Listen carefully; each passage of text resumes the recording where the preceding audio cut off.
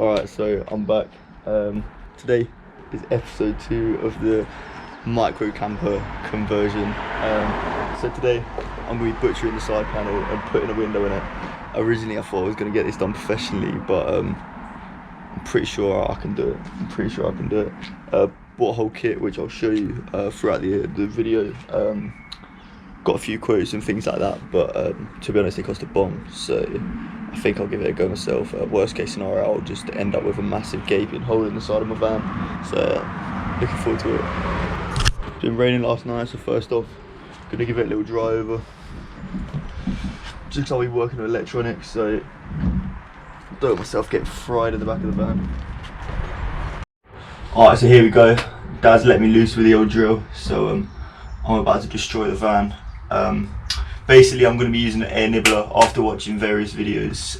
It seems like the best way to get an easy cut, and I don't think I'd be very good at doing it with like an angle grinder or something like that. So first off, it's going to be drilling a hole in one of the corners, and then after that, that's pretty much just a pilot hole for the air nibbler, and then from that I can just follow the inner seal around, and then that should be me good to go. Safety first.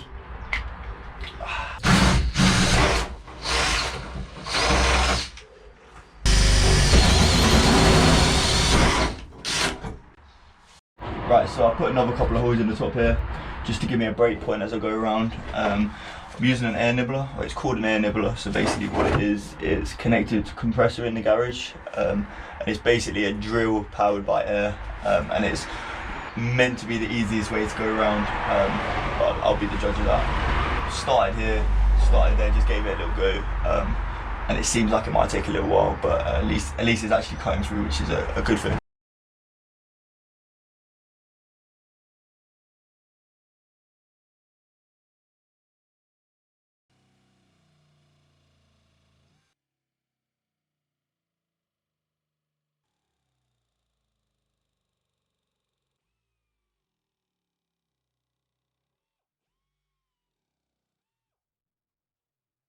So off camera, I've just been going around sort of neating it up with the air nibbler, just sort of boring stuff, just been taking off little bit by little bit and making an absolute mess really. So I've just been going around doing the last finishing touches, just finishing it off, giving it a little file, and now it's pretty much ready to be primered.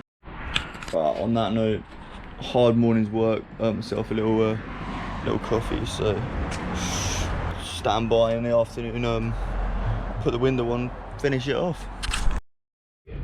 So I've gone back in, made a coffee, resorted to the manuscript, make sure I know what I'm doing next. Now I'm shaking the primer and sipping on the old espresso, so living my life. Alright, so I've got the primer now and the applicator, and I'm just going around the raw edge and applying the primer just to like prevent any rust, because obviously where the paint's peeled up and things like that, if water gets in there, it's not going to be that great. Now I'm applying it just to the front face of the van, where I'm going to be sticking the window down. Right, so that's the window all primered. Just going to let that dry now, so it shouldn't take too long because obviously it's just quite a thin layer. Right, so I've taken the window back outside and offered it up to the van, and then from the inside you can see what's going to be shown and what's not. So I've gone round, I don't know if you can see, but I've gone round with a pencil and just drawn a line so I know the outer limit of where I need to sort of primer.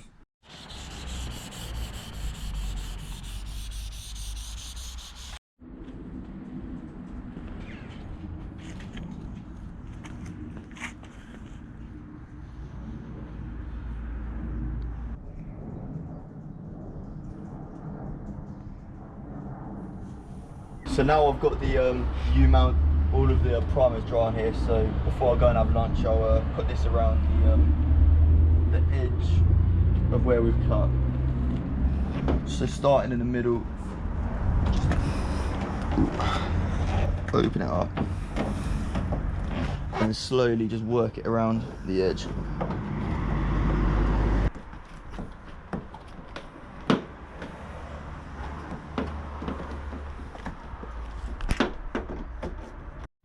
Right, so now I'm on to the daunting task of gluing the window in. So I've got the old master bond ready and my helper's next to me. So let's give this a little go.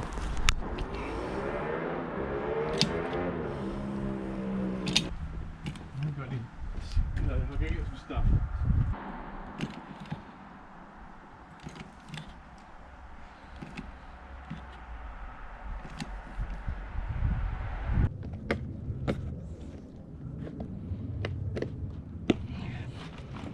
You ready?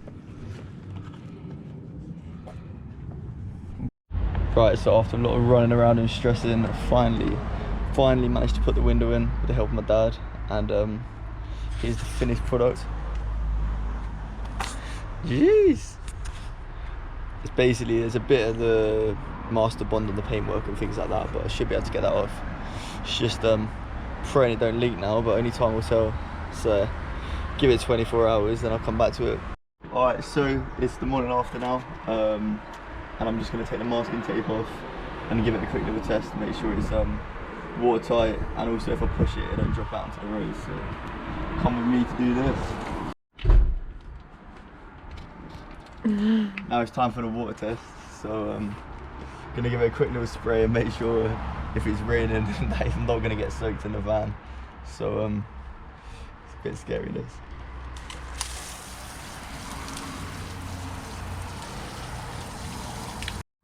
Alright, so I've come in the van to check it after I've sprayed it, and unfortunately there's one drop of water just up there that keeps dripping in, so I'm going to go back and find out what I can do to repair that. I've pushed out the window and everything like that, it's absolutely secure, sprayed it everywhere else and it's fine everywhere else. Just unfortunately I must have missed a little bit of that mastic up there, but I can fix it. I've watched a few videos, so that should be fine. Right, so I'm going to fix the leaky window. I've done some research, and seems like the best thing to do is pretty much mastic over where you think there isn't a proper seal. So what I'm going to do is masking tape the window off, and then use my Sikaflex and just go do a line straight down the back, and hopefully that should waterproof it better. Right, so that's the window all masking taped up, just because I don't want to get the Sikaflex over the window. I've marked here where it's leaking from. It's literally just one line, one drip, and the rest of the window have had torrential rain and it's been fine. Alright, so what am I using? I've got Sikaflex 522, and then on the nozzle I've masking taped a straw, which I've tried before and it works. So if you masking tape a straw, it means you can bend it to the shape of the window and then fill like a smaller gap. So luckily it's thin enough to actually go through the straw.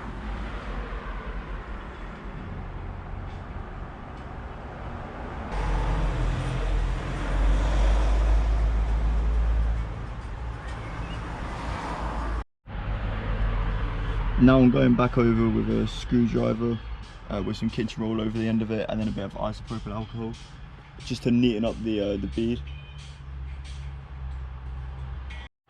Right, that's pretty much done. Created quite a nice bead down the top there, and then when I take the masking tape off, you shouldn't be able to see it. Started drizzling with rain, and I want it to get still sort of dry out, and I don't want it to get rain on it, so just take the bin bag over the top with the bottom like a one-way valve sort of thing, so it still gets a bit of air to it. Right, so I'm back, gave the Sikaflex 24 hours to properly bond, and now I'm going to give it the water test. It looks like quite a nice bead along the top. Went back and neatened it up and took all the masking tape off. But yeah, this is the true test now to see whether it's actually waterproof or not.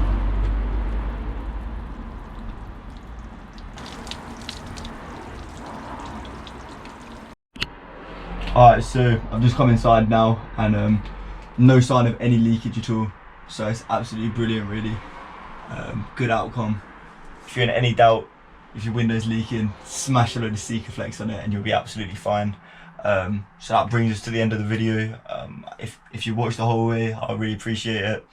Come for an absolute roller coaster this video, putting the window in, finding out it leaks, and then ended up fixing it. So stick around for the next video. I've already started doing it now, as you might be able to see, but I started insulating and things like that, so stick around and you'll be watching that one. So thanks for watching.